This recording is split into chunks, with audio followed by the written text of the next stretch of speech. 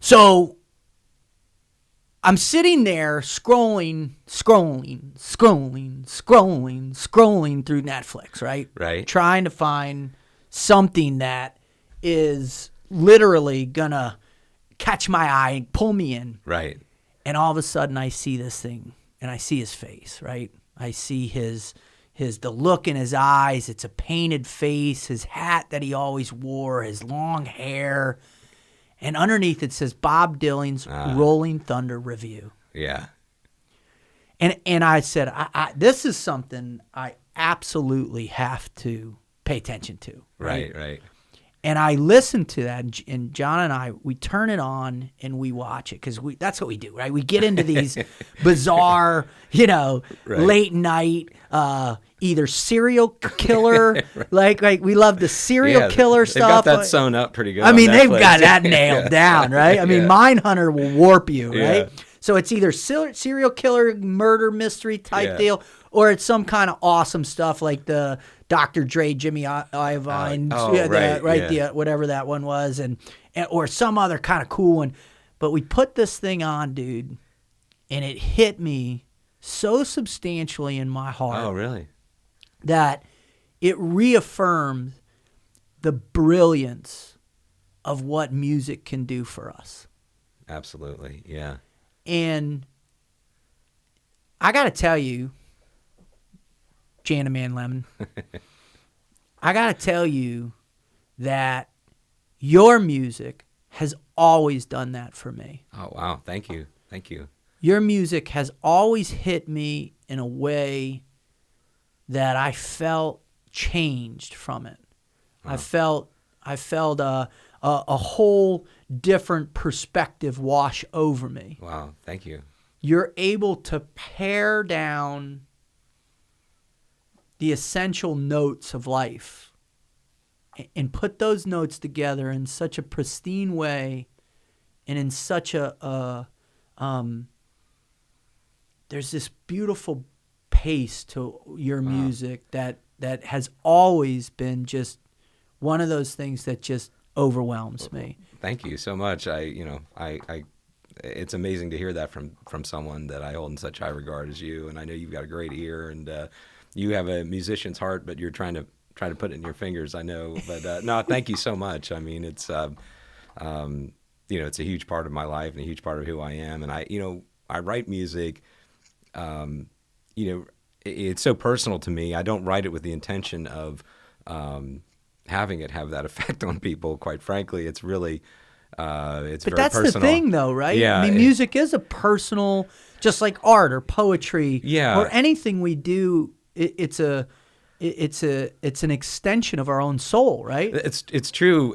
But speaking of Dylan, one thing I found interesting about him is that early in his career, and at a point when he was doing the Basement tapes, that he was really writing songs that he just wanted to sell.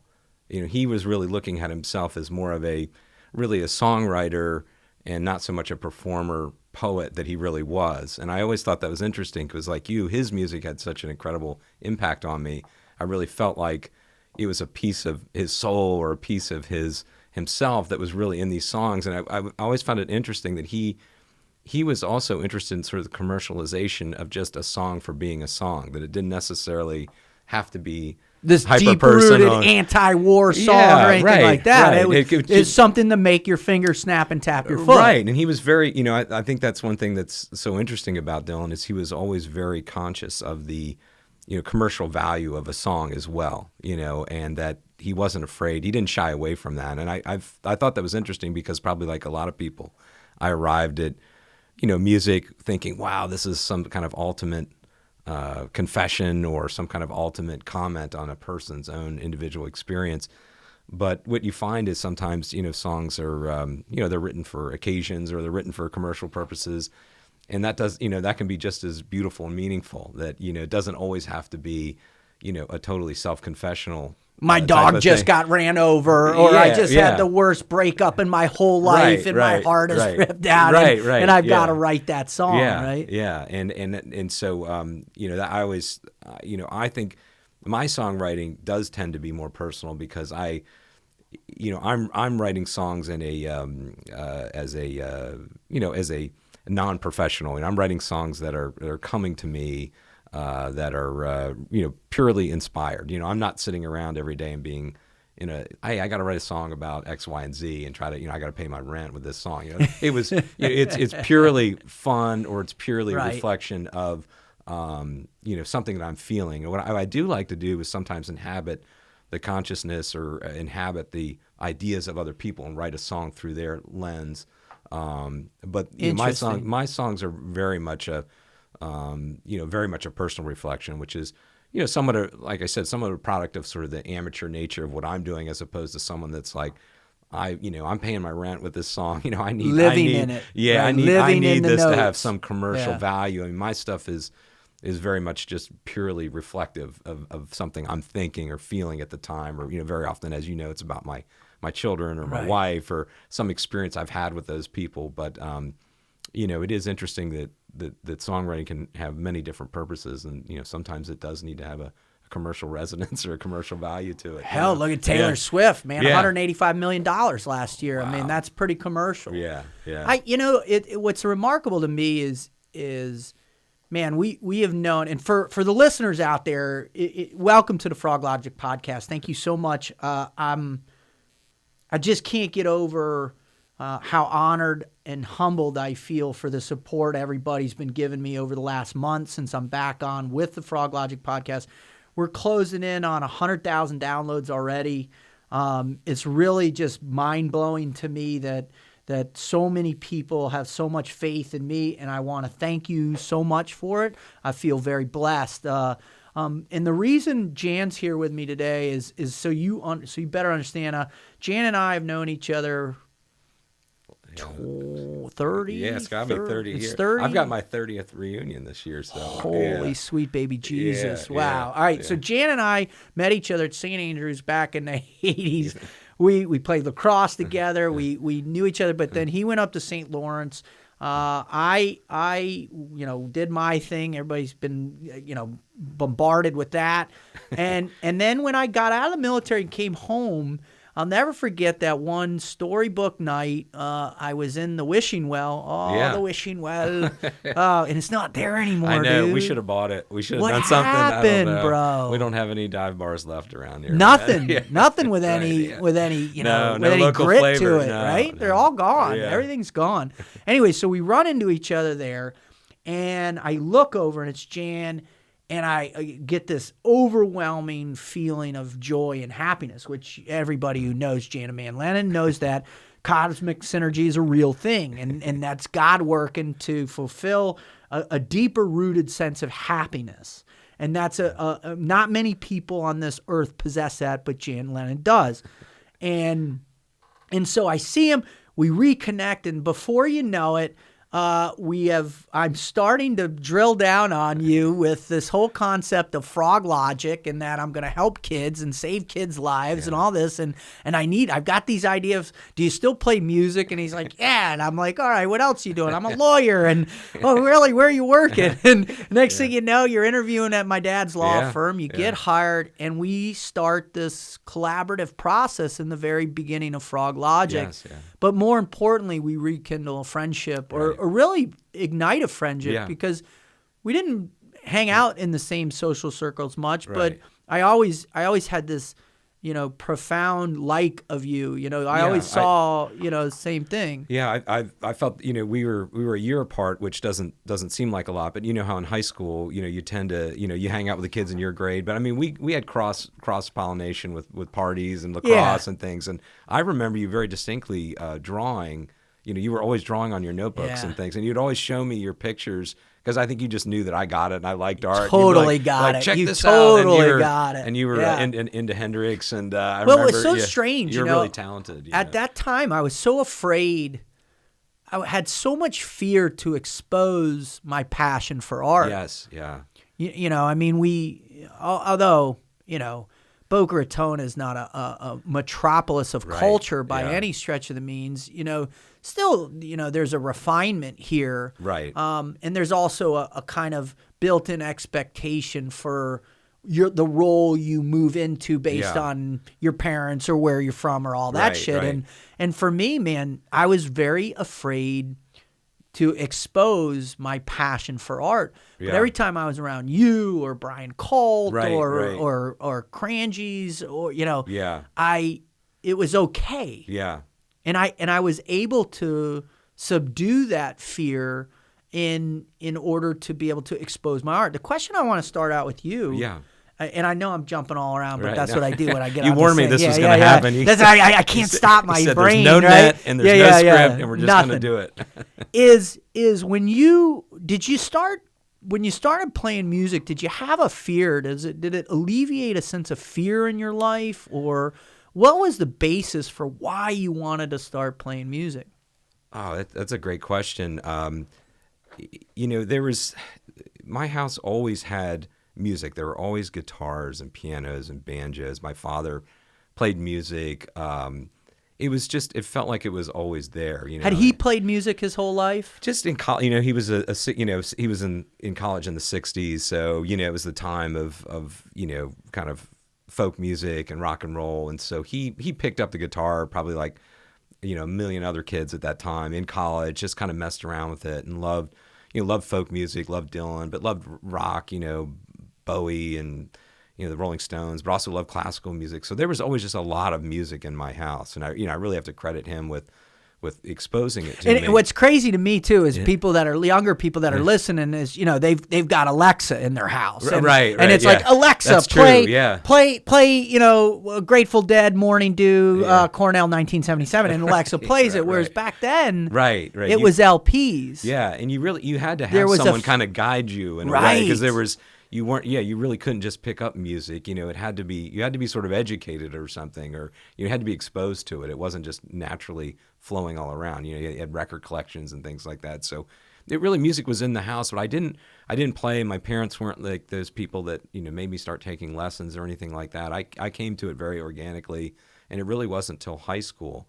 And the thing that really inspired me is my dad had some old blues records, and the way the guitar sounded. Do you remember what they were? I sure do. I remember a Mississippi John Hurt and Elmer James and other guys like Buka White, and they were playing this really interesting primitive guitar music where the guitar didn't even sound like a guitar. It sounded like percussion. It sounded like a drum, and it just had this really interesting sound. They'd smack the wood, or the way they'd pluck the strings. Yeah, they were so strong and so aggressive the way they were playing, and of course Robert Johnson and the slide, and I that's what really captivated me. It really wasn't until Netflix documentary on that. Yes, I did see that. It was amazing, but that was really the spark. Quite frankly, it wasn't so much rock or even folk. It was when I really heard these old blues players, I thought, man, I didn't even know a guitar could sound like this, and I became really interested in playing. What's interesting to me, though, is we don't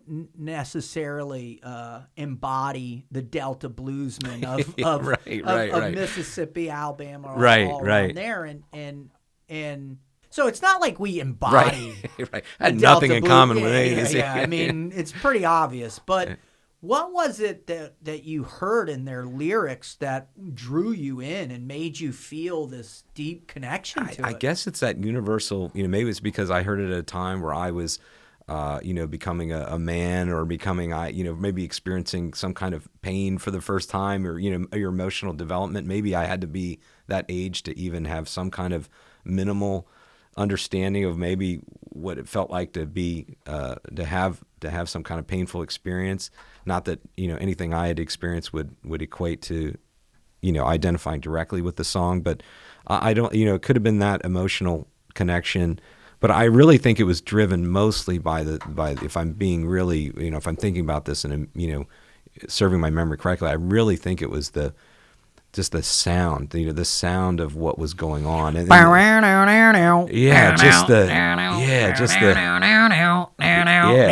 just something about that, and that slide, the slide, and maybe I didn't even know what they were talking about in the song, but I could feel it in the voice, and I think that it was just so visceral and so raw and interesting to me that's really where that was probably the first time I said, man, I'm going to figure out how to play this guitar, you know. And Right. I remember playing, and then of course the stuff I wanted to play, there's no guitar teacher that was willing to, you know, or even knew how to play it. I mean, Right. you know, these guys are playing, you know, guitars that are tuned funky and, you know, came from a Sears Roebuck catalog and probably sat out in the rain or something. You know, they don't even sound like a guitar I could get at the shop, you know. And I remember thinking, well, I guess I'm kind of on my own in this one. And it was, you know, this was again before YouTube or anything. And I would sit there and just try to learn these finger picking patterns. And my dad would show me what he could.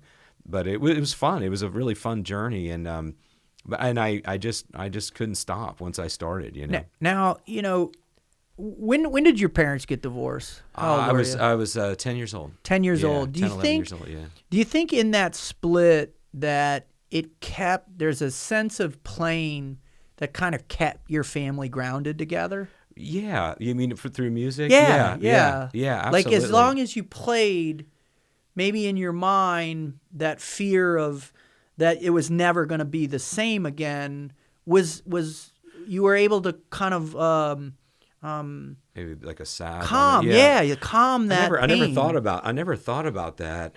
You know, and that's an interesting point. You know, maybe that was it. You know, maybe it was a salve that I was looking. You know, I think it was also a way for me to stay connected with my father, quite frankly. You know, through the music. You know, it was a way to have something in common with him. Yeah. Not that we didn't have anything in common, but I think, you know, if I'm being honest about it, like as I think about it, yeah, as you raise this question, I really thought about it.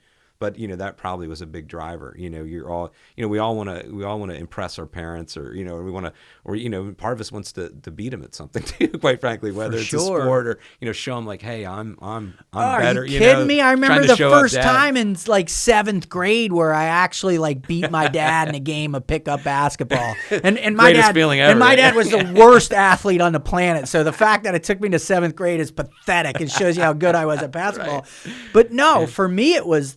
For my old man, it was, you know, he's this brilliant attorney. Right. He has this mind that I don't assimilate to because I'm this jock. Right. And so I always yearned for that. And it was a big fear that I was never going to possess something that equated to that fatherly connection. That's interesting. Yeah.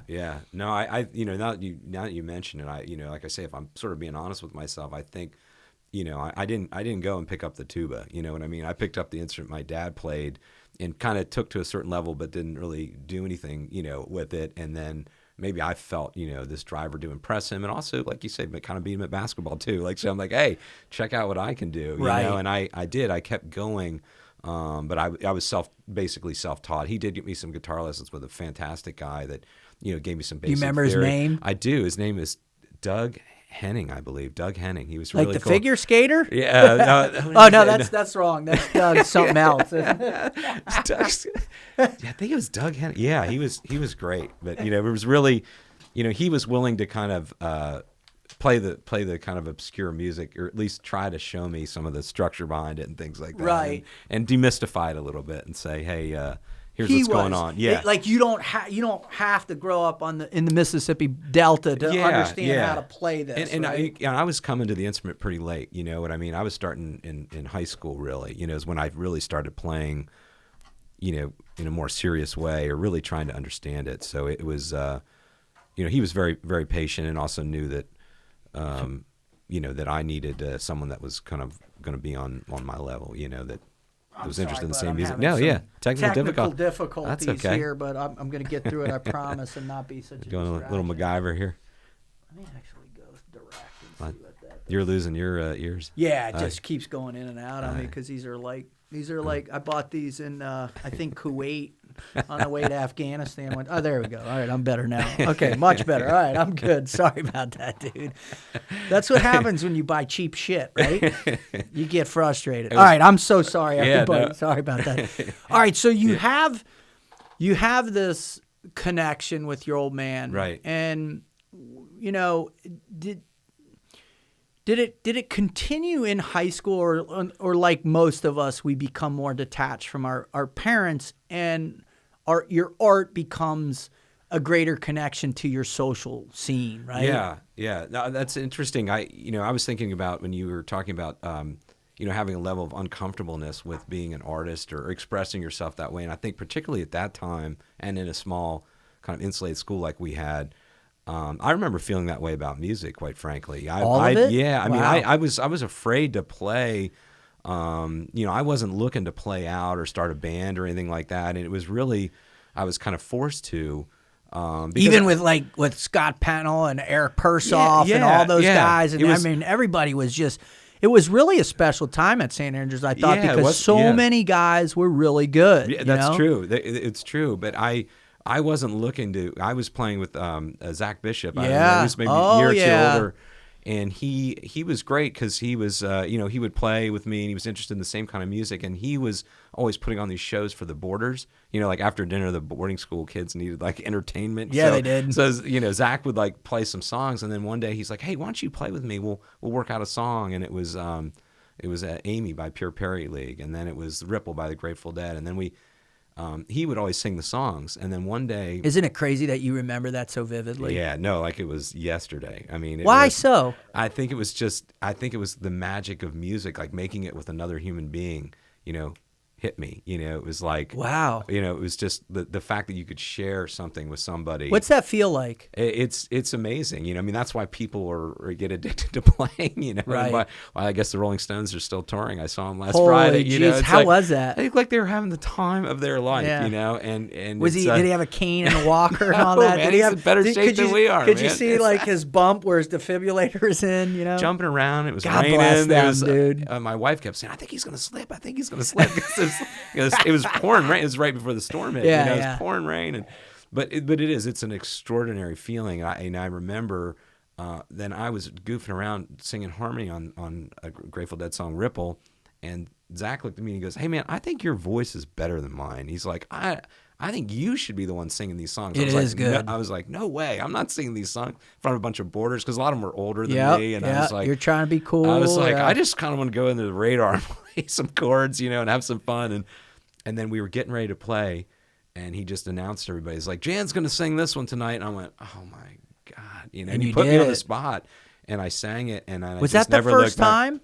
First time I ever sang in public. Yeah, I sang. Holy cow! Yeah. Were you scared? I was really scared. Yeah, I was like, just to hear. You ever heard? But probably the first time you heard your voice on your podcast or even on an answer machine. It still drives me nuts. I had one of my third review on the T&Q podcast was from a dude who wrote, "Rutherford's voice makes me want to scrape out my brain out of my skull." That's what I got going for me and my voice. That's next level criticism. That's next level. I love the internet. I love the haters. That's God right, bless man. them. Yeah. So you have this remarkable experience. Yes. You push through this fear of singing, and was the effect immediate? It was. It really was. And I wasn't exactly sure. You don't really know how you sound, but I felt like I did a good job. It was strange. Like it felt very much more natural than I thought it was going to be. And of course, the response was very good. People, and it was the response from people that didn't necessarily know me terribly well, or didn't have any reason to be like, "Hey, man, that was awesome." They were.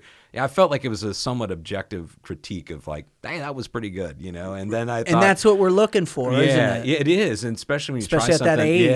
Yeah, especially at that age. And I think after that, I just started, wanting to sing more, and I just got a confidence, through music. It was like it was a small, not to be overly dramatic, but it was kind of a trial by fire. Like, I'm putting you in front of these people. It's 2 seconds before we're about ready to go on, and I'm going to say you're singing the song. And it was one of those, kind of a do or die, like in a small in the deep way, end. And when you're 15 years old, and like you said, at that particular age where I wasn't necessarily comfortable with performing, and I didn't think of myself that way.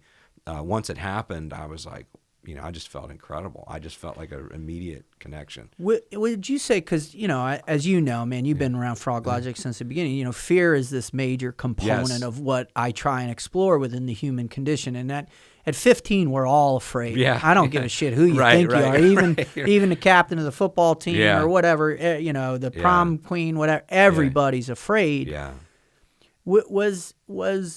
When you look at the greater context of where you were at 15, we're all searching for these self-confidence moments, where these benchmark moments, these pivots in our lives, where all of a sudden now you're like, whoa, my whole perspective just changed because I don't feel under assault in my own head all the time. Right, yeah. So did you feel like that prior to that, or were you moving along pretty comfortably, and then this just catapulted? Yeah, I think I never really struggled with like a ton of self-doubt. I don't believe, other than the normal, like, I mean, I felt a little out of place like everybody, and in particular, at St. Andrews, where it was sort of a hyper wealthy, culture. And I wasn't really one of those kids, and so I always felt a little bit like an outsider, which is also liberating, but I never was like up at night worrying about fitting in all that much or anything like that. I always was sort of comfortable,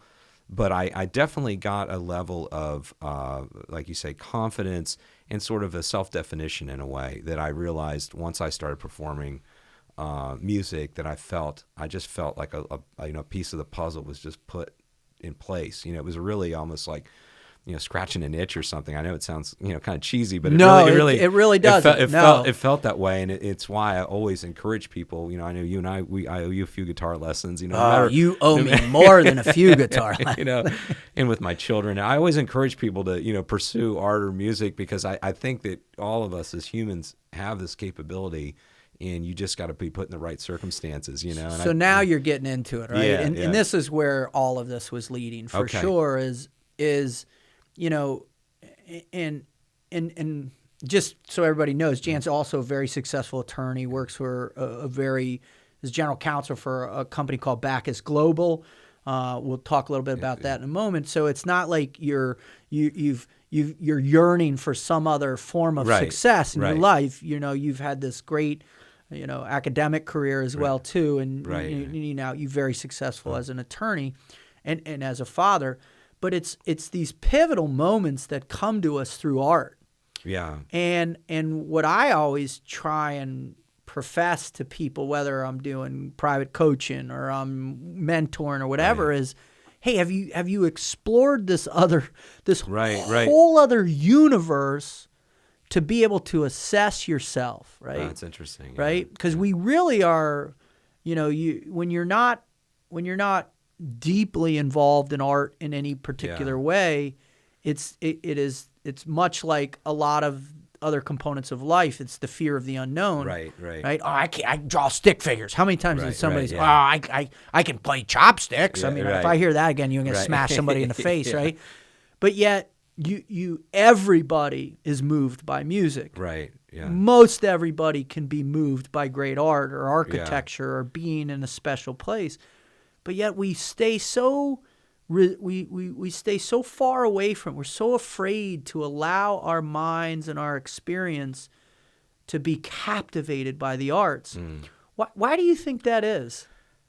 I was just thinking back to the high school experience that and this could be a different era, but I mean, I think that as males, as men, I think that a lot of times it is discouraged. Like you say, we are brought up to pursue sports, to be aggressive, be a little more macho. I mean, I think, art, other than those, special, people that have a particular penchant and passion for it, that pursue it at a young age, I think generally, and I can't speak for today's age, but I know when we were younger, I felt like it wasn't really encouraged. You were looked as less of a man, or, it was really kind of seen as a weakness almost. If you were the artsy kid, that you couldn't be, on the lacrosse team and also do the play. I remember I quit a musical called The Fantastics at St. Andrews because I felt like it was,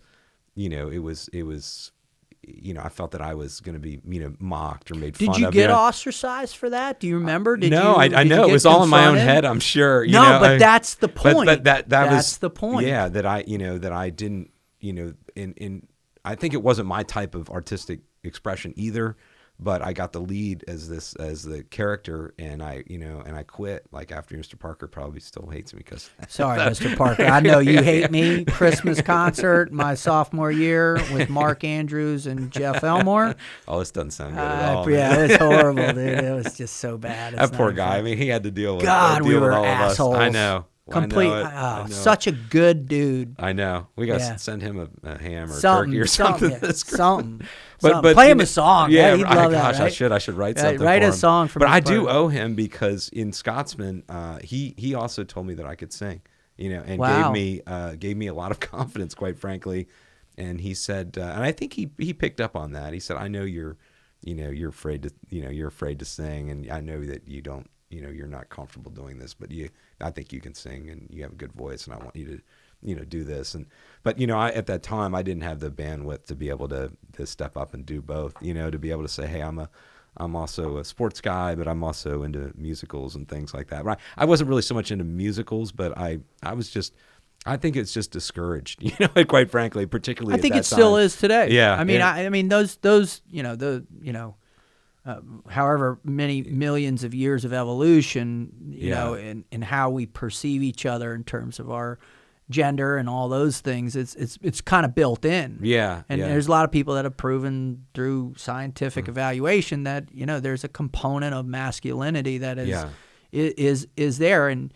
And what, I don't know, at some point along the way, it moved into this place of weakness per se. Right. And now it's nice because there are so many avenues of expression, that I think it's coming back in a more profound way. And the fact that, the traditional negative aspects of masculinity are kind of being put in check. So. Right. Yeah. But that was always, looking back, it's kind of interesting that we were, you were sort of underground in a way, where you couldn't, you were only showing certain people your paintings, you weren't going to do the, no way, and I was performing in a very limited venue until I, kind of the dam broke, or I was just like, I don't know if I was like, oh, fuck it, I guess I can do this or something. When was that? When was that moment? I think it was really just after, after I got tricked into singing, for the Borders. I think after that, then Zach and I would play in chapel, and then we played at homecoming, and then I started a band with Eric Persoff, and and then I had a band in college, and I just hold on, you're moving real fast there, dude. This is a podcast. We have all night to talk. All right. Yeah.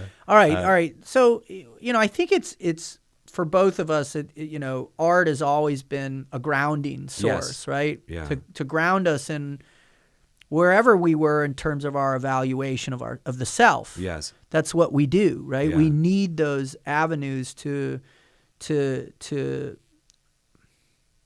almost for me it was to draw my identity. For you it was to play your identity, right? Within that you get to separate yourself from the masses, right? All right, I'm in this group or that group or this group. But if you can have this form of expression, really, that comes from that deep-rooted, soulful place of art, right? The deep appreciation, I think it allows you to have this very unique perspective on the world, right? Yeah. So at what point did you make the decision, leaving St. Andrews to move to St. Lawrence? Like, all right, I need to actually do some adult stuff. Right. I can't pursue this. It's not realistic. I'm going to go to college and do the whole thing. But yet it trailed along with you, didn't it? Yeah. I mean, I don't know what, maybe I was too afraid. Maybe I still am too afraid, but I never thought of pursuing music commercially, really. Never once. No, not really. I mean, I always, and I always had this idea that I wish more people heard my music, not for my own purposes, but sometimes you'll have a song that you love. It's some obscure, weird song, and I'm like, man, maybe one of my songs could be song. Holy Jesus, right? And I always think that maybe something I wrote would resonate or connect with someone. Like I have, maybe songs that I've heard from people that are, maybe they're not particularly famous or anything, but they mean so much to me. And not that I'm not like being arrogant about God, but maybe there's a connection with something that I've said that somebody would enjoy. So I think I've thought about that. I wish there was a way to kind of, maybe if I had, some kind of commercial outlet where I could, promote the music more. But as a kid, I always felt like I wanted to do something else. I didn't ever want to pursue music commercially. I never. I think I always wanted. I was always sort of longing for a more traditional, kind of Ozzy and Harriet type of existence, really in my mind. I was always because driven of what you saw with your parents and all that. Maybe, and maybe it was partly that, and just partly I'm an only child, and my folks were divorced, and I always wanted a family. I always wanted like children. I always wanted to. What would it feel like to have brothers and sisters?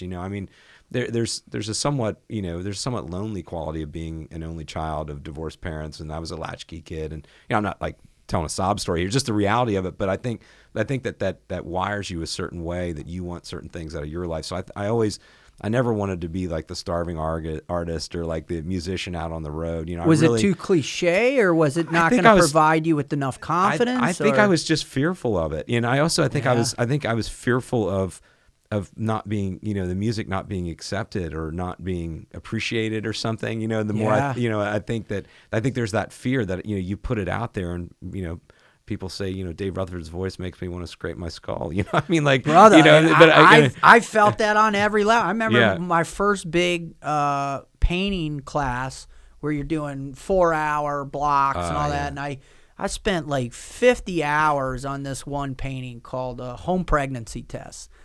And it was a basis of a friend of mine from college that had gone through some really hard stuff.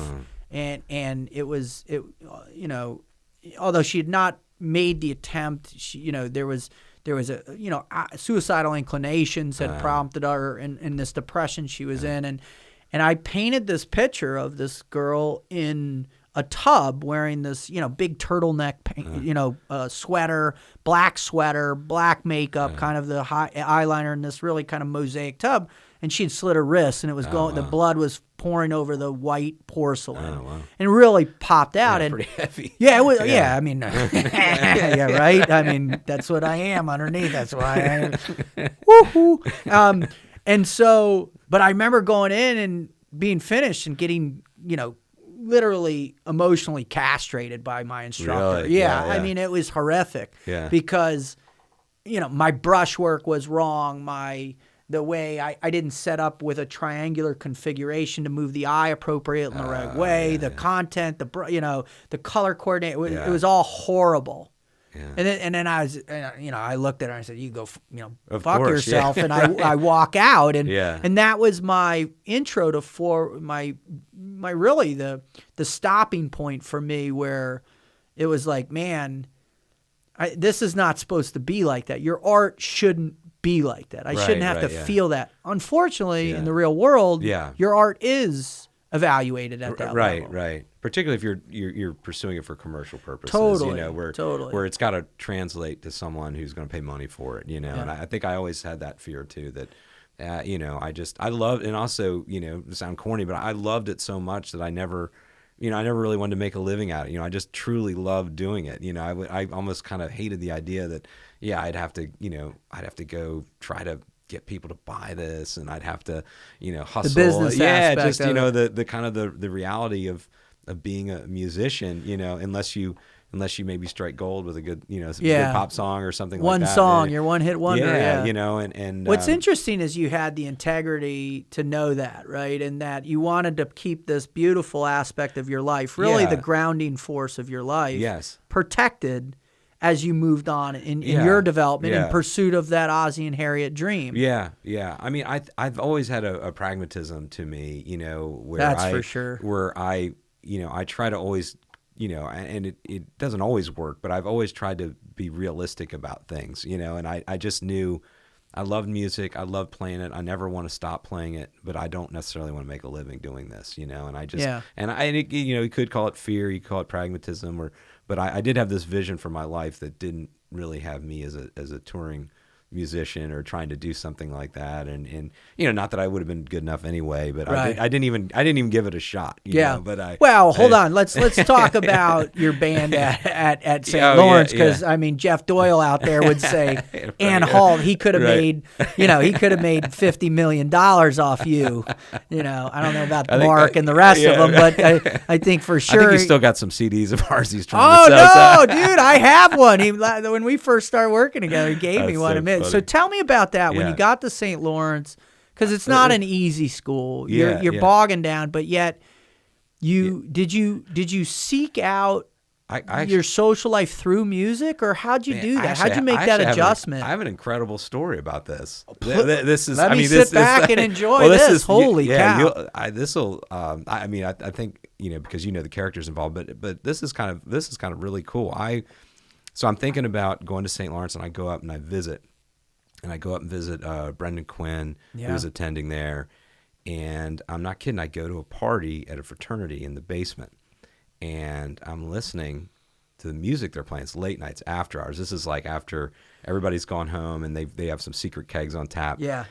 And I'm listening to the music, man, and it is a tape that Eric Persoff and I made in high school of Grateful Dead covers. Oh my all acoustic. God! And I'm not. And I grabbed the guy that's behind the bar. I'm like, "Where did you get this tape? How do you have this?" He's like, I don't know. We always listen to this. It's our late night kind of come down. Like, are you kidding me? And I'm sitting there, and I was like frantic. I'm like, I'm just going around all. I mean, I don't know anybody there. And I'm like, man, where did you get this tape? This is me. Yeah, that's and everybody's me like, man, right whatever, there. man, Yeah. And it was this really strange, surreal moment. And then I finally kind of unearthed it that like. Somebody had traded. It had somehow traded its way through like kind of a indirect circle of people that I, wasn't really connected to, but everybody loved this tape because it was all acoustic. It was just Eric and I were actually in my living room, and we did we played like 20 Grateful Dead songs, but all stripped down. Yeah. And we arranged them. And Eric was a genius and a tragic demise. Yeah. And it was amazing. And once I just heard that, and I sat there, listening to this music. Can I I just interject couldn't believe it. right now just to talk about Eric? Because I had a big discussion recently about him. Oh, really? And why do you think so many kids meet that fate? Why do you think so many kids get to the place where they make the wrong decisions and they're just troubled? It's that I think a lot of it is your biology at that age, that indestructibility, the same, that feeling that nothing bad can happen to you. You're just let's face it, you're just you're so stupid in a lot of ways at that age. No, that, you are. All the risks. I mean, think about all the risks that you've taken. Ridiculous. And on a whole nother level. Yeah. I mean, you made kind of a career out of taking risk, and then I did a lot of stupid stuff that I'm just so lucky to be alive. And and Eric just. His number came up. Anyone, you or I could have been killed in high school with the stupid drinking and driving and all the dumb things we did. And he just, he just drew that unlucky card, man. It was just such a tragedy. I mean, one of the probably, the true genius that I've never met anybody like him. Neither have I. I've never met an actual artistic genius like Eric. I mean, he was like a Mozart level. Just next level. Just jaw-droppingly. Talented, plugged into something that I couldn't even understand. But he was always very supportive and encouraging me too. He was so gracious. Yeah, he was. Interesting chapter. Thanks but so you're in this basement. Your song comes on. You're like, "Holy sweet baby Jesus, this is me." Is that the moment where you're like, "All right, this is where I belong," or was it kind of fortuitous? About it? It was kind of funny because I thought, man, these guys, I mean, they're listening to my music. This is so strange. I'm obviously going to be jam band. Like this. I could be at home at this place because it's very far away in upstate New York, and I just thought it was the coolest place ever. It was just very beautiful. It's tucked away in the middle of the Adirondacks. It was just it was so different than South Florida. I was like, man, I really want to be here, be a part of it. And it wasn't until I got there and met some guys, Let me ask you this: because I remember you talk a lot about those trips you'd go on with your dad, and you'd be outside and in the woods and stuff like that. And did it give you that kind of vibe? And yeah, absolutely. Yeah, it did. There was a homeness to it. It was. It was. I just got my daughter off to college, and I kept trying to tell her that you'll have a feeling when you find the place. I was like, I know this sounds, hokey, but I was like, you will get a vibe. Nothing sounds hokey, bro. So, when I say it sounds fucking hokey. When you say it sounds awesome, bro. Well, thank you. But we looked at like 10 schools. She's like, Dad, I'm not feeling it. I'm not feeling it. I said, it'll come, but then in my mind I was like, maybe it's not. Maybe I was just drinking some beer and I heard my tape and I thought this was the greatest place on earth. It's like, I have no idea, and but she did. She kept coming back to Tulane. She's like, I just kind of felt vibey there, and I said, I know it sounds crazy, but that, that can be a good enough reason, provided it, meets whatever other standards you're looking for. Well, it's crazy, you go to a certain place, and if you feel an acceptance, right, through that connectivity, and you call it the cosmic synergy of life, right, where energies meet up and you feel the feeling, right, and a lot of that is particular about the type of team that you can be a part of, right, your social scene, and how your ability to be able to feel good in a place and then be able to relate to other people because you feel good. Right. And so that place was really it for you, right? Yeah, it did. It had a really great connection just upon, I got that kind of hokey, vibey feeling. And, looking back, it probably was, driven a lot by that, feeling of hearing my music being played without me even attending there yet. And I just had a great, just a great feeling about it. That's cool, man. Yeah. That's cool. All right. Before we go on, I just got to interrupt real quick and do my public service. And I've got these wonderful, beautiful sponsors in my life. Cool. One of the things, Jhan, that I don't know if you feel, but, at 47, I'm starting to forget some stuff. Now, I like to dream big about the fact that it most likely has to do with the fact that I'm 47. And it has nothing to do with all the blasts that I've been near, all the concussions from football, or all the fights I've been knocked out in. I'm perfectly. I thought you were the one knocking people out. No, bro, that's a myth, dude. I am not the tough guy out there. I was the drunk idiot who got knocked out from the sucker punch. That was me, hands down. Right. Absolutely, hands down. It changed a little bit different when I got into teams. It kind of changed a little bit different there. Your technique got a little better. I learned how to fight a little bit, but before that, no.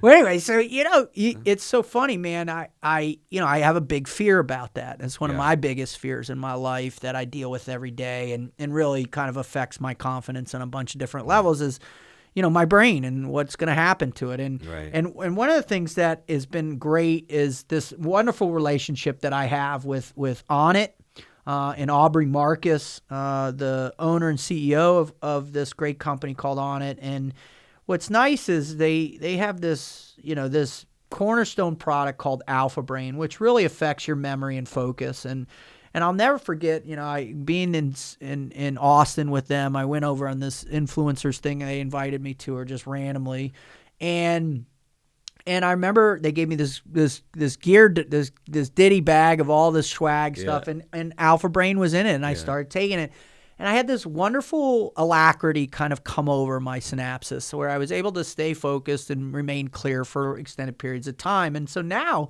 it's really become this great product that I wake up in the morning, I kind of stagger into the bathroom to relieve myself.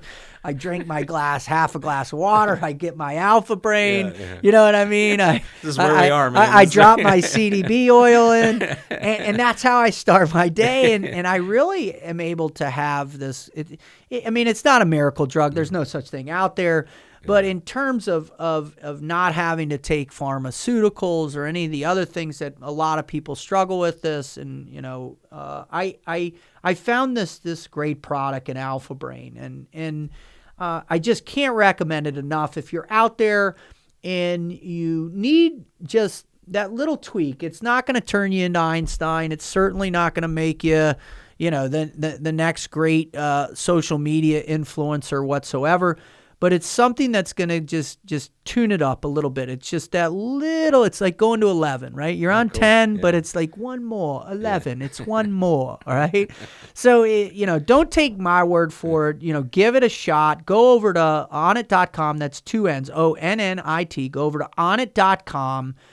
Go look at Alpha Brain. They've got these beautiful rundowns, a lot of medical testing. Aubrey's been incredibly thorough with the development of the product.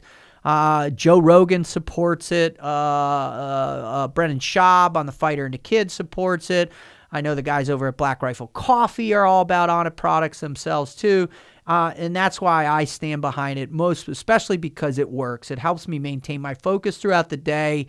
And really just gives me that little bit of tweak I need to wash through all the stress, all the other stuff that just can cloud your focus and memory. And Alpha Brain's the deal. So go check out onnit.com.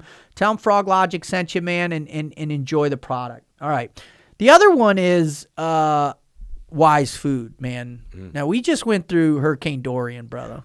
Yeah. And I know you were 100% fully prepared, weren't you? If that had been a Cat 5, you were 100% fully prepared, right? I knew strings on the guitar, and that was about it. And and a case of Budweiser, right? You or know, you're drinking you know the my hard wife. cider, yeah. You know the my Bud wife. Light, a case of Bud Light. Right?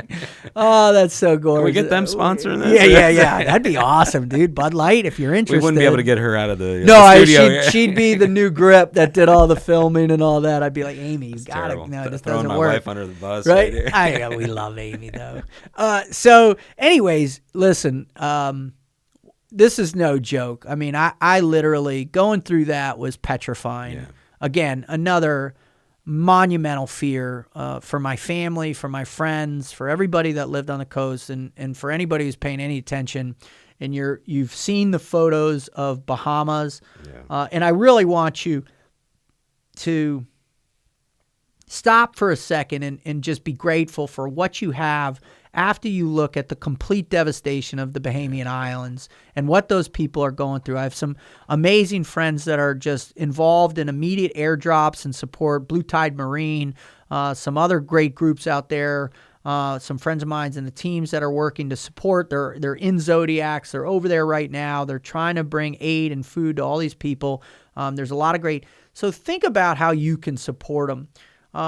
In conjunction with all that, my big thing was, man, I just really wanted to make sure my family was prepared. After my adult lifetime of being prepared for the worst possible situations, I was able to discover Wise Company, which is a freeze-dried food company that is really phenomenal. They're out of Utah, American-made, American-run, this wonderful company. They provide, in my opinion, the best tasting food in the freeze-dried market out there.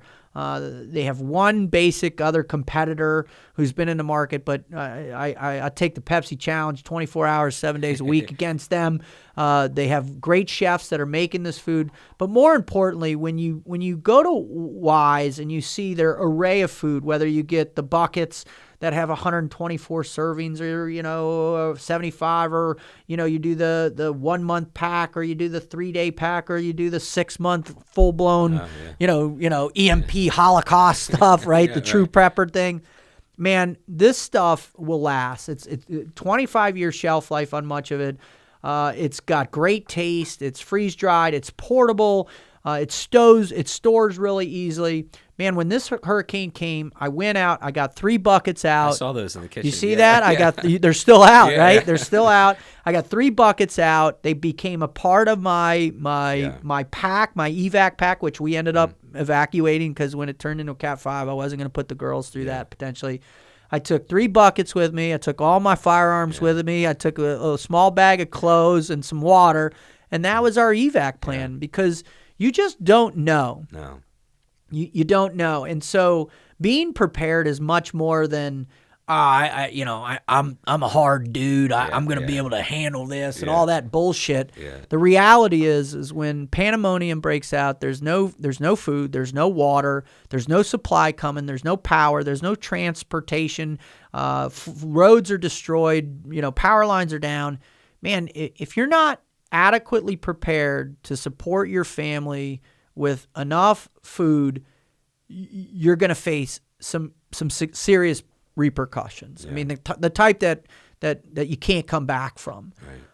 And so that's why I'm so proud. I'm so excited to be partnered with Wise Company. They're really an amazing organization.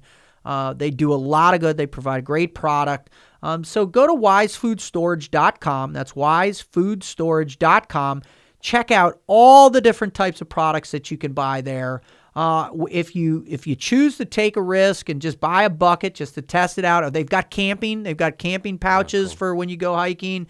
They've got everything you can think about. You can go to Costco. It's available at Costco where you can see my ugly mug standing next to the platform thing there. Really? Yeah, it's funny. you go check it out.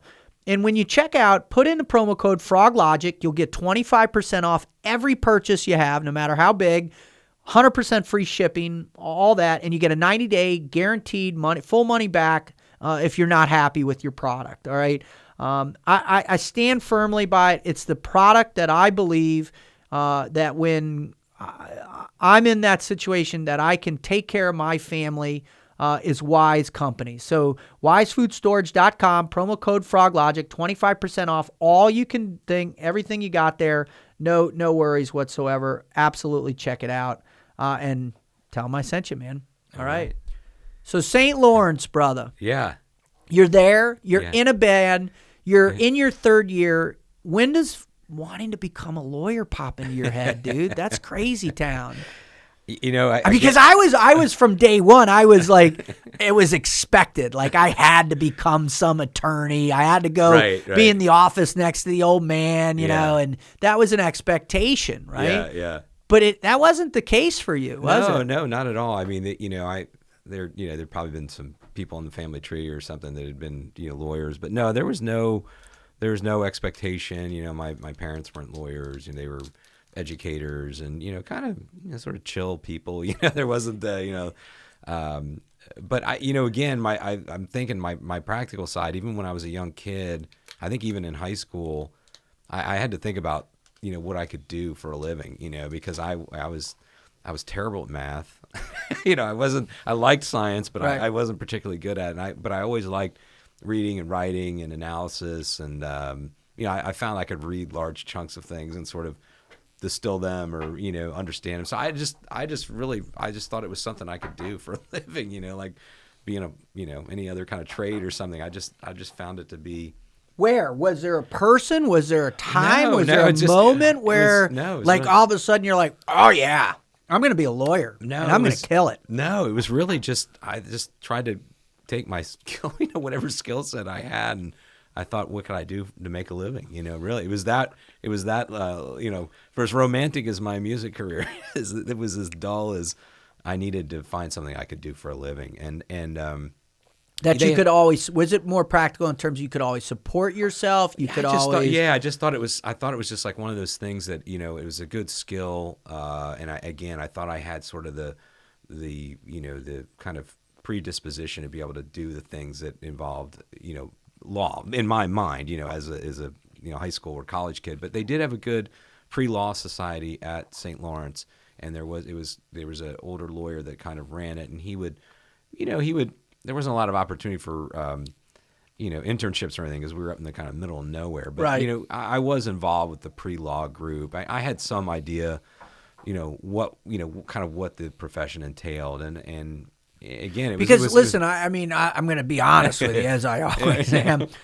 It's not like I'm going to see you in front of the Supreme Court arguing a Roe v. Wade case. You're not going to jump into these, these insane issues. Although you could, there's no doubt, because your approach, I think, is much more what we need in the legal system than the assholes that are out there, nowadays in the litigious society we live in. Right. Yeah. But it's not like I ever imagined you for this preconceived requirement to be in conflict. Right. Yeah. No, it's interesting. A lot of people say that because they're like, you're the guitar guy. What are you going to do with a law degree? But I felt like it was something I could do. I did find it interesting. I loved law school. I kind of did you really? I geeked out on all the case studies. I thought I thought it was great. I thought it was pretty fun. Why? Why? Explain that. Nobody says that. I know. I've never heard most anybody. People are like, don't go to law school, or it's terrible. Debilitating. Yeah. I hate it. You're reading for 30 hours straight. It was great. especially like constitutional law. To watch. Watch the evolution of the cases that really defined our culture. Our culture. Do you remember a case in particular that was one of those pivotal cases for you that made you just go, whoa, this is why I love the law. Yeah, I mean, I remember, like the controversial cases always stick out. Like there was a case Korematsu, which was a case that really was upheld the internment camps for the Japanese during World War II. Yeah, and obviously that's a politically charged issue. And I just, I remember that case because, it was obviously hotly debated during class, and it was, it was a lightning rod even in 1990. When was I in law school? 94. Right. And we didn't. This is all pre 9/11. There wasn't. It's a different time. 1994. But I remember that case. I remember there's this concept called the Commerce Clause, which was used as a pretext to basically for the federal government to regulate everything. And I remember it was like always a good answer, like on a test. Like if one of the choices was like, how is the court able to do this? And it'd be like, you're like, Commerce Clause, man. Like it was like our kind of go-to. And, so I just thought it was really interesting, and I thought that. What was it? Because a lot of people, I come from a nauseating family of lawyers. I mean, there's 17 lawyers in my family, right? And my direct first uncles. It's not too late, man. We can get you into law school. Screw that, dude. Screw that. The latest one is there's a bunch of people online saying, when are you going to go get a doctorate in psychology and all that? And I'm saying, never. Got the doctorate in hard knocks. Yeah, exactly. I've studied the human condition and in the human condition. In real time. Yeah. So a lot of people look at the law. At least I always did, my perception of law. Although my dad wasn't a trial attorney, he was estate planning. Yeah. But I always looked at it was this beautiful dissection of possibilities, right? Yeah, that's a great way to describe the person that's the most clever in reassembling the possibilities to better advocate for their stance is going to win, and there's a winner and a loser, right? And that's what I love about that. By its nature, the legal system is about competition. Yeah. But I always my grandfather, my mom's father, was a trial attorney for forever, right? Yeah. And so there was always this sense of make an argument, right? That's what he would say to us. Yeah. Make an argument, but make it a good argument. Right. But as I watched my dad and run his firm, I realized there's a million different types of law. Right. Yeah. When did that kind of open up for you and say, wow, I can do anything in here? My first experience, when I got out of law school was doing trial work, was doing, partly because I had gotten an internship and I had gotten a job offer contingent. It was a law firm called O'Connor and Grace. They were in Boston. And they were a break-off, like a lot of firms, they were kind of a break-off from a larger firm. Why'd you go to Boston? I went to Boston. I had my now wife, but my girlfriend in college, when she was my girlfriend, I was 2,000 miles from home, so a lot of Thanksgiving she'd always drag me to Boston, or not really drag me, but I spent a lot of time in Boston, and Beautiful city, I just loved it. I just loved the city, and man. And I was at a time where the winters didn't bother me, but that got old, as I got older. But I just loved that city, and it was kind of like the St. Lawrence experience. When I got to Boston, I was like, this place is cool. Yeah. It was a lot going on. It's a great little city. It is. It was like, it had kind of everything, but it was very manageable in a way. You feel very safe there. And I just had a great feeling there. So I liked living there, and I liked practicing law there. But I did initially do trial work. What's that like? Because, now that you've worked through this practicality of really figuring out what you want to do. You had the confidence to go for it. Right. You had a good group. You had Amy. You had some of these close friends, the band that were around you, Jeff, and all these really great people that were supportive. True, you had a great team. And now all of a sudden you're like, I'm going to pick this purpose, right? And law is going to be my purpose. Yeah. And was that a nerve-wracking thing then to say, man, I'm really going to dive in, and I'm not just going to dive in some podunk town in whereversville, right. But I'm going to go to Boston. I didn't even think of that. Yeah, I'm going to go to Boston, right. And I'm going to be Like their Constitution predates our U.S. Constitution. It's Brother, my favorite place in this country, hands down, is the North Bridge. Yeah. Man, by far. You can still feel it there. You know. Oh, really, my God. If you listen quietly, man, you hear that first shot ring out, dude. You really can. It's, it was, a lot of it, again, was driven by, I did have this ideal. I started doing a lot of the kind of trial stuff or doing hearings and things like that right out of law school. A lot of it was, I needed a job, I had bills to pay, and again, it was one of those things I thought I could do pretty well. I was okay. I was pretty good on my feet.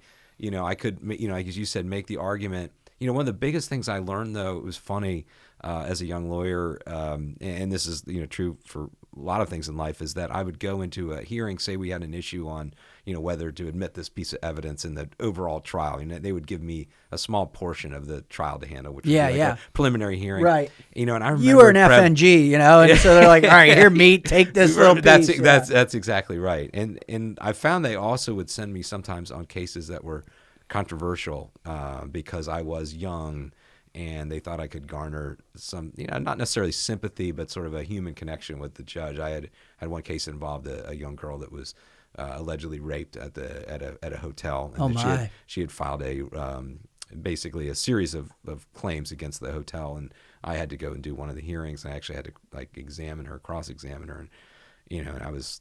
You represented the hotel? Represented the hotel. Oh, wow. Did that hurt? Yeah.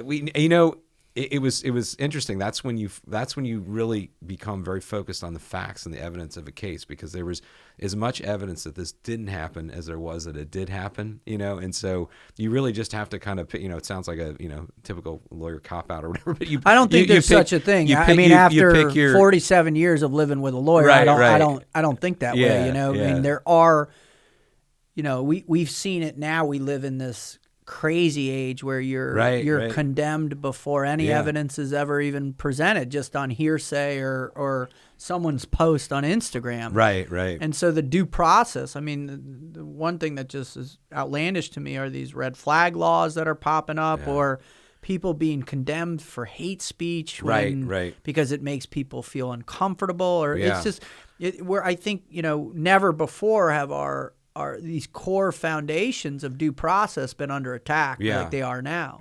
And so you're sitting there and you're realizing that you're living in this system that really is the governing body of society. Was that ominous to you? Well, it was. I mean, I think you always appreciate it, as a lawyer. Quite frankly, I think people do. There is a lot of ceremony that goes into becoming a lawyer. Where you're sworn in, you take these oaths, and and a portion of the bar exam has an ethics commission. I mean, if it's done right, there are a lot of really great things about practicing law, and I think the gravity. I think most people that do pass the bar and become lawyers, I think you do feel this sense of responsibility to the law. You're part of the judicial branch. They tell you, they said, hey man, you're no different. You're part of a piece of our government now. You know? And you're legitimately. You can't be an asshole all the time. Of course that gets broken, but I mean there is this feeling. They do a good job of sort of imparting this on you. Like, look, you represent something bigger than yourself, just a guy. Like you're. Did you feel that weight? I did. Yeah. I really did. I did too. I remember I took two oaths. Right. I took the oath of joining the Navy, right? Yeah. Promised to protect and defend the Constitution against foreign and domestic. I mean, that was heavy. Like I'm holy shit! Right. I'm this burnout hippie, college dropout taking this oath. Like, whoa, this is big, right? Yeah. And then my next one was when I became a corpsman and a medic, the combat medic. And I took the Hippocratic oath. Oh, that's right. I shall not induce greater harm to my patient. All I mean, really heavy stuff. Right. And as a as a component of purpose, I think one big challenge we face in life is that we don't have enough oaths. Right. They're not enough oaths. We randomly select the oaths that we want to attach ourselves to morally. Right. And that alleviates ourselves from being held to some grander sense of purpose. Yeah. Is that what you appreciated so much about what you were getting into? I did. I mean, that was definitely a component to it. I think there is a sort of a romance, to this, wow, I'm going to be a lawyer. I'm going to be doing something. You can do Abe Lincoln shit. Yeah, I mean, I wasn't, like you say, I wasn't looking to do, I wasn't somebody that was like, all right, I'm going to work for this nonprofit and I'm going to, do this, that, and the other. I mean, I was a pragmatist. I wanted a job. I had bills to pay. I had student loans to pay. Like, I was looking at this as a job, but there was also this component to it, where I did feel like I was involved in something, bigger than myself. I was involved with a profession, that had some kind of significance and that and consequence. Consequence, yeah. I mean, yeah, you always have that hanging over your head too. You make something, if you make a mistake in a regular job, you just get yelled at. If you make a mistake as a lawyer, you get bar sanctions and malpractice. There's always, or you send someone to jail. Right. Oh, I mean, I remember we had this guy on TNQ podcast. His name was Kwame Anjanou, and he was sent to death row on the coerced testimony from a 12-year-old boy by the Philadelphia police, and was incarcerated for 27 years of his life. Oh my God. And he was innocent. And his brother and his brother's best friend did 35 years, right? God. And so nobody understands the significance of the judicial system until you're entrenched in it. Right. Can you tell us, can you explain to the audience what about taking somebody into that, right? Leading somebody into, first being contacted, being given a case or taking a case. Yeah. Having them put their trust, their fears, literally, spilling them into the trust within you and the confidence in you that you are their ultimate teammate. You're the person that's going to get through them through this ultimate challenge, this combat of life, right? Where the negative insurgency is pounding the shit out of them, right, and they need you to get them out. Yeah. Can you describe what that feels like? Yeah, that's an interesting way to describe it. There are these profound consequences, whether it's, obviously the highest end of the spectrum is the, human life component that you just talked about, a criminal. But even, if you're representing a small businessman, and he's got all his money, tied up in this case, this is his life that he's expecting you to help, like you say, get him through this and help him either recover the money or defend him against somebody that's trying to come after him. And, it is a very significant feeling. Dude, I'm sorry. I don't want to cut you off. I don't want to come back to it, but it just popped into my head. So the other day, I'm on chive.com, and they presented this article about the Japanese artist that got ripped off on The Lion King. Oh, really? And it took me back to the Madagascar case. Yeah, that was amazing. And literally, I remember you showing me, the drawings next to each other, and they were the same thing. Yeah, that was incredible. And I just, you're like, wow, why? Yeah. How is it possible that the judicial system can be so unfair? Yeah. But please continue on this process of what it's like to hold a person's confidence in the legal system, which is very much like holding a person's confidence on the battlefield, right? The consequences are severe. Yeah, no, you're absolutely right. And I think that, the stakes to the person that you're representing are always very high. Like I say, whether it's, it's a criminal matter or business, one of the realities that I'm sure, before you were deployed and you're doing your debriefing or, where you're getting your instructions, is a reality that, that you have to tell your client, just like I'm sure your superiors told you that, hey, there's, things can go wrong. Maybe that guy next to you, or maybe you are not going to make it through this, and it's your responsibility to look out for each other. And there's, it's not as dramatic as that, but you do have to be honest with people and say, hey, look, this happened to you. It's an injustice. We're going to try to put it into this little script and these players that we have, which is our judicial system. We're going to do what we can, and we're putting our best arguments in there. But there is always this risk of this could all go to hell, or this is not going to work out the way you think. People are not going to, maybe they're not going to believe you. Maybe the judge isn't going to give a damn. Maybe they don't. Yeah. And you have. Do you remember the first time that happened to you? What I remember my first hearing wasn't so much. I learned where things can go very, very wrong in very quickly.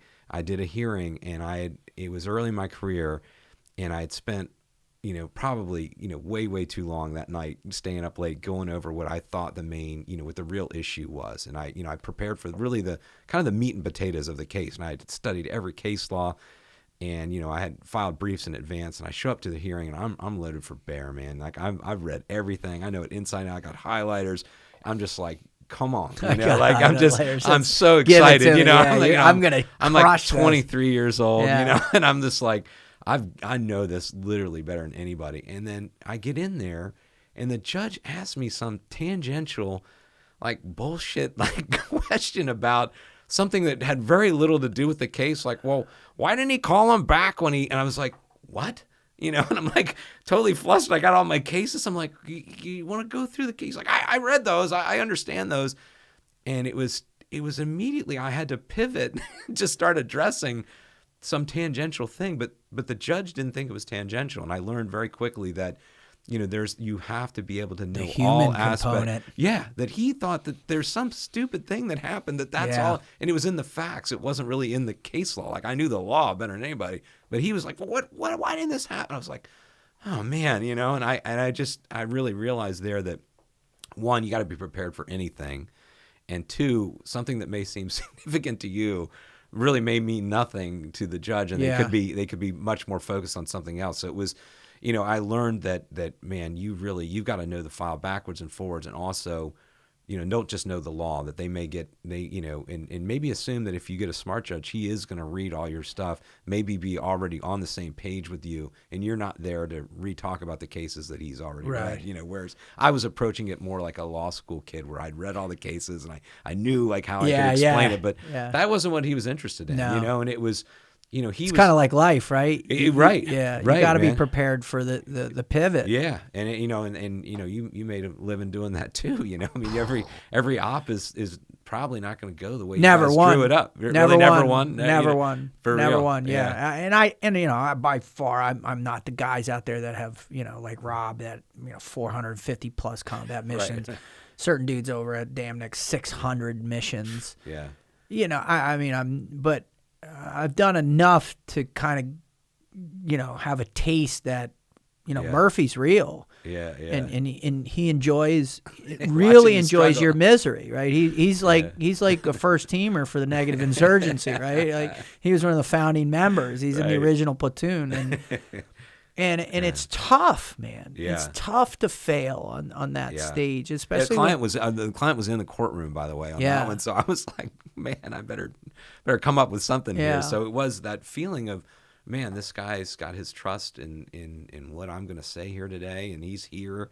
He took off work. He wanted to hear what was going to happen, and now, this guy just basically pants me in front of there's other people in the courtroom because everybody's doing their hearings, so there's you're kind of in a cattle call, and the client's there, and I was lucky I was able to, I can't say it was the most Clarence Darrow moment, right, but I didn't totally shut down, and I was able to, I was like, okay. I take it you've read all the cases, you understand? Yeah. And I was like, so I just wanted to like give yourself something to pray. All right, why he didn't call, Hold on. And right. so I was able to, kind of pivot. And like I say, it probably wasn't great, but I didn't embarrass myself. The client didn't even really know that I was over prepared for one aspect and under prepared for this. We kind of walked out with a quote unquote victory. I remember, because I remember being like, wow, I can't believe, I think that basically the judge, like, he deferred ruling, but then he ended up issuing an order in our favor. But it was, it was definitely scary. But it was a big moment, because I knew then that, hey, man, you never really know what's going to happen. Right. There. So you got to be prepared for everything,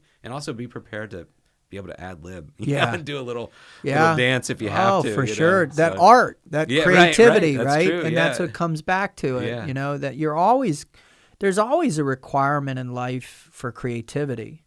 Most especially, when you do discover purpose, right? Because if you remain in this rigid state, and you remain in the confines of the case law, or you remain in the confines of the tactics, you miss the beauty of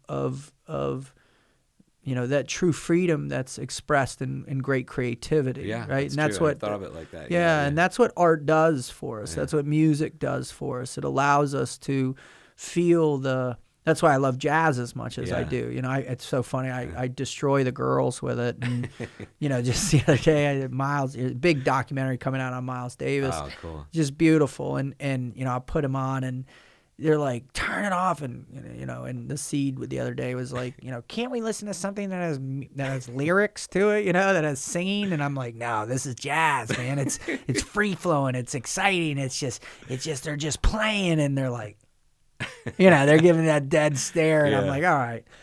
I heard a funny jazz joke with the other. Actually, it's not that funny. It was on I think it was on The Simpsons, but they said, "Oh, we got to go to this place. They've taught this chimpanzee how to play trumpet." And Homer's like, "Oh, was he any good?" And the guy goes, "I don't know. He only plays jazz." Totally, dude. That's totally, man. And anybody can play jazz. That's so awesome, man. You tell that to a jazz musician. Yeah, I know. I had the incredible opportunity. I working with the Red Sox, I got to meet Tony La Russa and be kind of friends with him. And he does this. He has this wonderful pet. They save stray dogs out in Oakland area. I mean, big facilities, unbelievable. And anyways, he puts on this big event every year, and I got to meet Christian McBride, who's a world-class stand-up bass player, and we started talking jazz at dinner the night before, and I pretty not well read, but I know enough to talk about it. And he's like, "Man, are you talking jazz to me right now?" And he's got his hat on the side. And he's like, "Are you talking jazz to me right now?" And I was like, That's what we're doing. And the dude had played with everybody. You name it. He had played with every person that you'd ever imagine that was alive in his lifetime to play. He'd played with him. I mean, he's a 7-time Grammy Award winning, jazz musician. And the way it was interesting, the way he described it is it's freedom. There's a freedom to it. Yeah. And I think there's always, in anything that you find purpose in, you need to have a freedom in it.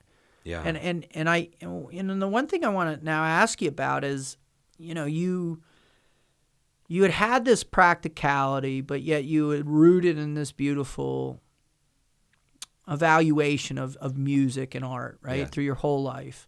And it always kept you rooted in that cosmic synergy we laugh about. And now you discovered this great purpose in the law. Yes. But you'd mentioned this desire for the Ozzie and Harriet moment. Yeah.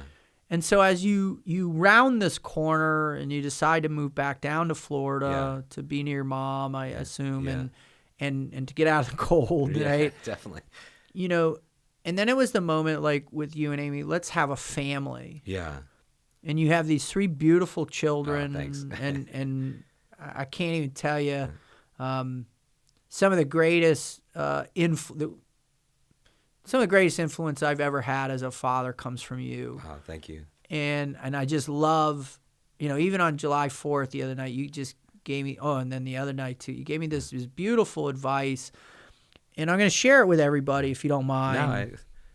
And I remember telling you about the struggle of what you do, and when you're frustrated and you don't, and you're all jacked up and you don't know what's going on, your fears are overwhelming, your confidence is shot, you don't know what to do. Yeah.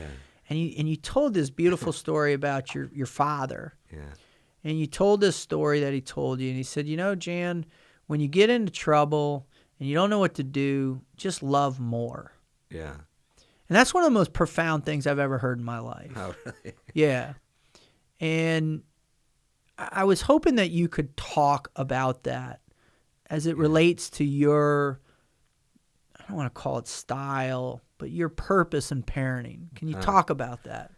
Oh, that's a good question. I think, I'm thinking back, and I just remember, I remember we did kind of everything wrong as parents, apparently, like when they were babies, and like, I remember that, especially the older generation always yelling at Amy and I, because every time, my first daughter, Grace, every time she made a peep, we picked her up, we let her sleep in the same bed. Amy nursed her till she was like 2 and some change. I mean, I think she just nursed my son. He was, he even made up a song about nursing. That's how bad. But so we it was, I guess, we kind of coddled them, or, we're not coddled them, but we were definitely on the side of, we never, we were definitely indulging them more than most parents, and particularly our parents. The older generation was like, I left you in the crib, and with a stick, and then I came back 4 hours later. And and it's amazing how people, reimagine their own parenting. I heard stuff from from my parents. I was like,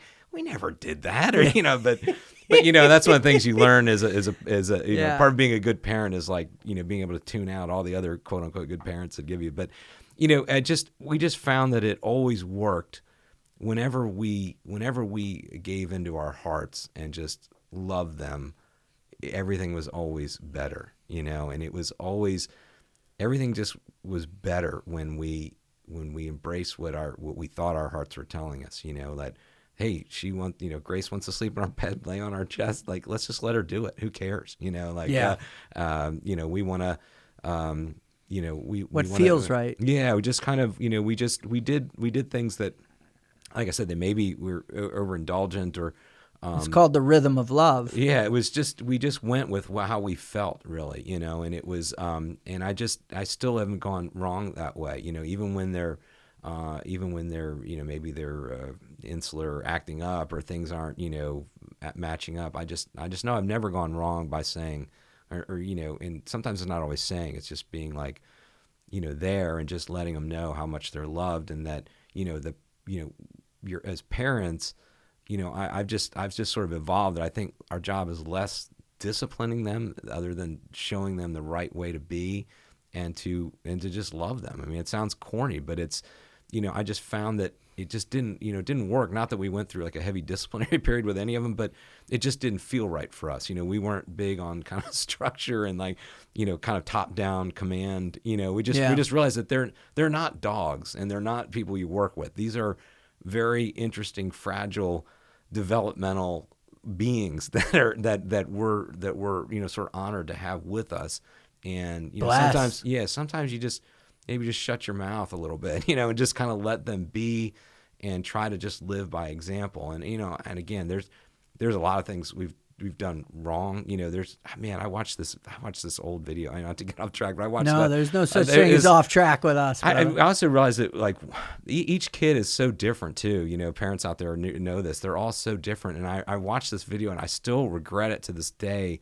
And we make fun of it now, but it actually really breaks my heart to watch. But I was videoing my daughters and my son, and my oldest daughter Grace was probably 5, Katie's 3, Chris is probably 1 and some change, and they're all together. And Grace had just gotten a violin, and she's playing her violin, and she's showing me how she's learned a little song, and she puts it down, and her sister picks it up, and Katie just starts banging on it, and Grace gets very upset, and I say, no, let your sister play. You got to learn to share. And Grace, I literally watch her kind of crumble on camera, and I realize now watching that, it hurts me to this day. And it sounds so silly. It was such a little thing, but I realized that wasn't the right way. This was something so sacred to Grace that she'd worked so hard on. And just to let her sister kind of like bang on this violin, right.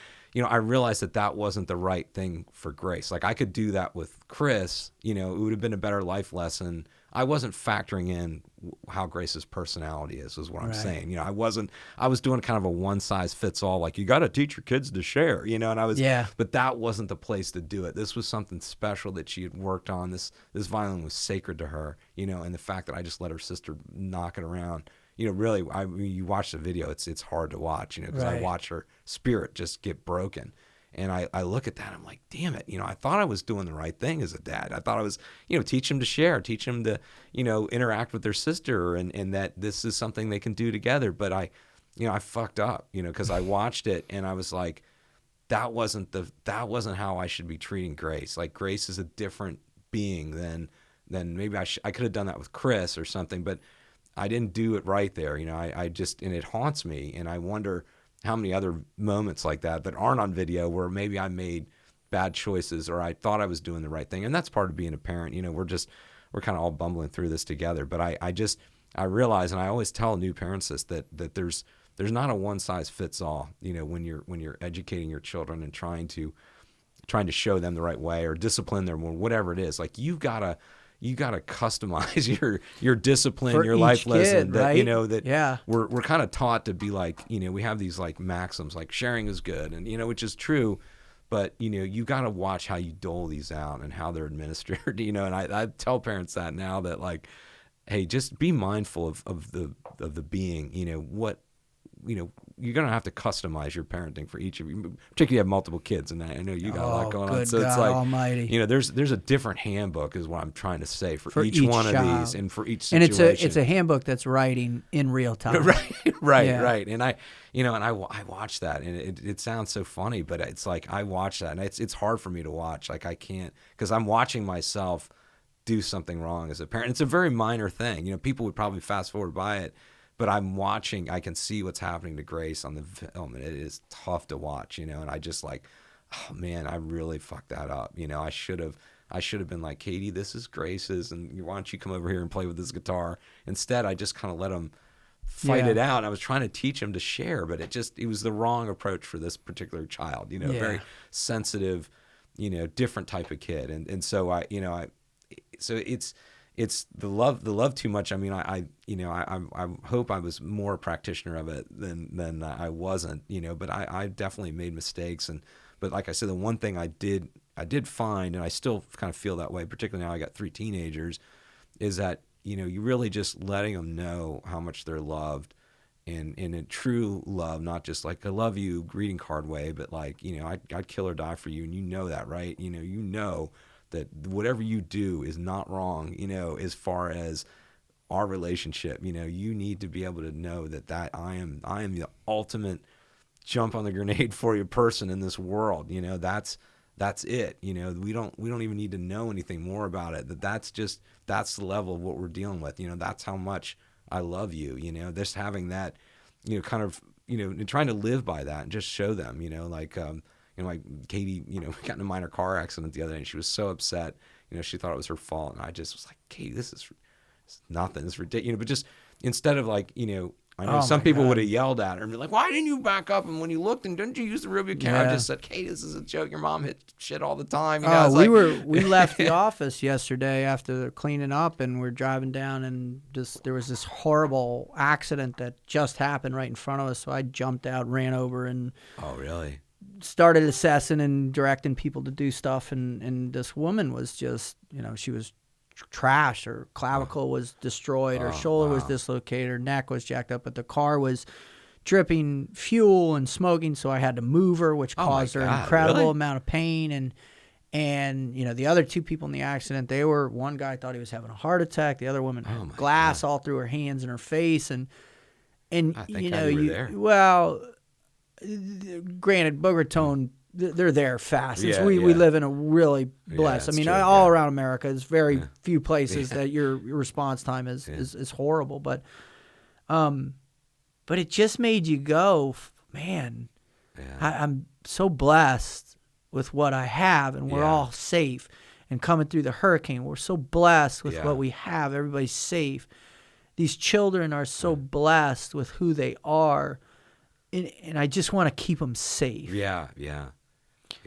When you look now and you look to the future, and I know as your children are transitioning, Gracie just went off to college, and Katie's moving on, and Chris too. Is your way you look at your purpose as a father, is it changed? Is it evolving, or is it still rooted in the same kind of creative cosmic synergy that it's always been? I think it's it's funny. It feels like it stays the same. I feel like I still feel this tremendous like sense of duty and purpose. Even though my daughter's at college, but I feel like now I'm more of an advisor. Last night she was doing some literature homework, and she was cool enough to call me and bounce some ideas off of me. So I just your role changes. My other 2 are teens, and they're high school, and there's a lot of things I miss about those, it's kind of salad days that you're in right now with them, just climbing on you and going, hey, we're going to the beach, and everybody gets in the car and goes. Now it's like, trying to orchestrate somebody to do something with you. It gets harder and harder the older they get. But but there's another cool chapter, I'm saying there's hope, like there's this other cool chapter where they're becoming adults, and your role is more advisory. Maybe the example driven life is even more important now to show them, because now maybe it's resonating a little bit more, like, hey, my dad does this, and my dad and my mom does this, and I think your responsibility doesn't change. In fact, it may even ratchet up more, because now they're you've gotten through, being I remember just being worried that I just want him to be alive, man. Please, God, just like, and when I wake up in the morning, please let that baby be alive in that crib. I don't know what's gonna happen, and that feeling. And now it's a whole different set of bargains you make, when your daughter's in college. But your role changes, but I think it's still, it's still that all the instinct, all of the commitment. It really still feels very, very much as it did, 18 years ago when Grace was born. It feels very much the same. I just know that I've got to start accepting my role is different. My role now is, I think, more advisor and more continue to try to lead an example driven life where I'm trying to show, and it's, and also, being comfortable with also sharing your fuck ups, quite frankly. I mean, it's like, Amy always gets mad at me. She's like, the stories you tell our kids about your life. And I was like, look, I just want them to know, like, you can make mistakes, and that's the way it is. And also, those things happen, and, you need to move on. Judgment. And that, that's what happens, when you're a teenager. You do stupid stuff, and that you should. And also, I want you to learn that I did this stupid thing, so maybe you shouldn't do it, because I had terrible consequences. In that moment, they make a good decision, Yeah, maybe this tickles your brain somewhere where you're, before you get in a car with somebody that's been drinking, or if you've been drinking, and I never, I don't have all the answers, but a few things have worked, and that, definitely you can't love them too much is worked, and it's not a coddling thing. It's more of a connection thing where you're just, you just really, really letting them know that this is I am here to make sure that as long as I'm on this planet Earth, I am doing everything I can to make sure that you're safe, alive, thriving. You're still an organism I brought here. I'm still responsible for you. I don't care. And it doesn't have to be, like I said, doing their laundry or whatever. It doesn't have to be attending to their needs. I try to be more bigger than that. That just making sure they realize. And part of it is just, quite frankly, being there. You know what I mean? Being there when they got this, picking them up from that. Hey, I'm going to do this, that, and it's. It's a daily, like I say, I'm not saying I'm perfect at it, but, I definitely wake up like that's my job, so. That's your purpose. Yeah. Well, listen, brother,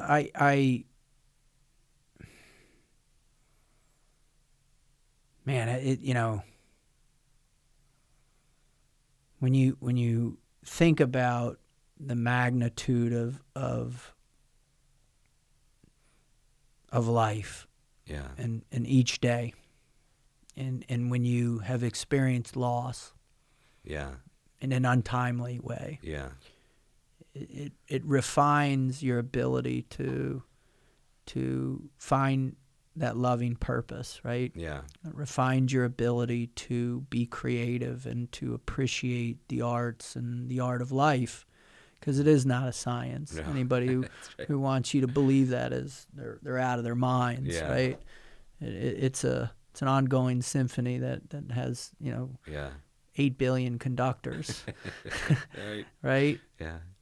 And it's such a blessing for me to have you in my life.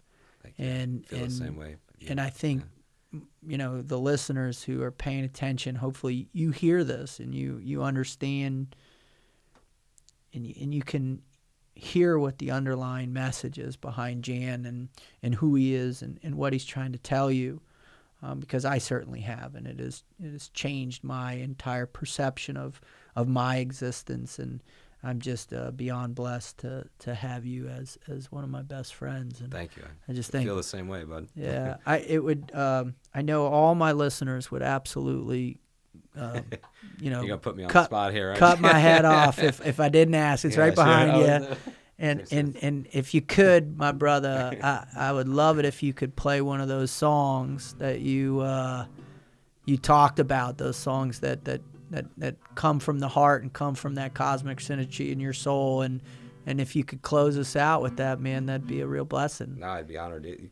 Yeah, these are songs that they're so personal. Nobody hears them other than you and me and maybe a few others, but that's okay, right? Yeah, it is. Ladies and gentlemen, Jhan Lennon. I didn't really think about what I was going to play, but well, yeah, you were fooling around with the song earlier, so I played this song. It's called Gracie Girl. I wrote this when my daughter couldn't sleep. She was 11 days old, and it was that period where you're not sure if they're going to make it or what's going on or how come I'm not sleeping. But here it goes.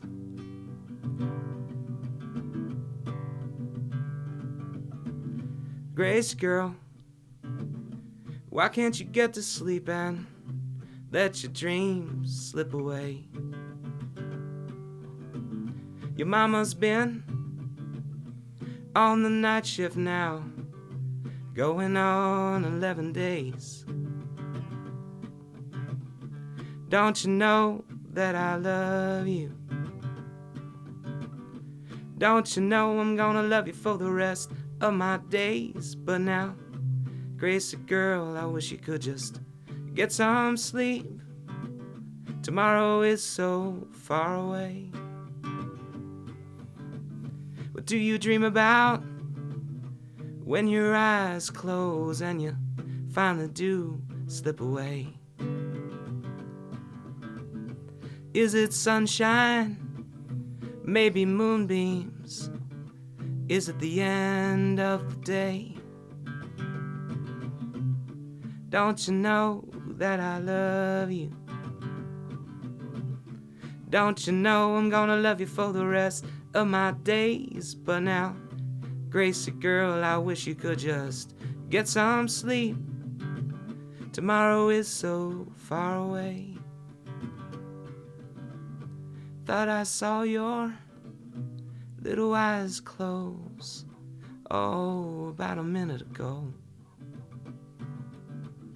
But were you joking? You're always playing. I think you take after your daddy, don't you know?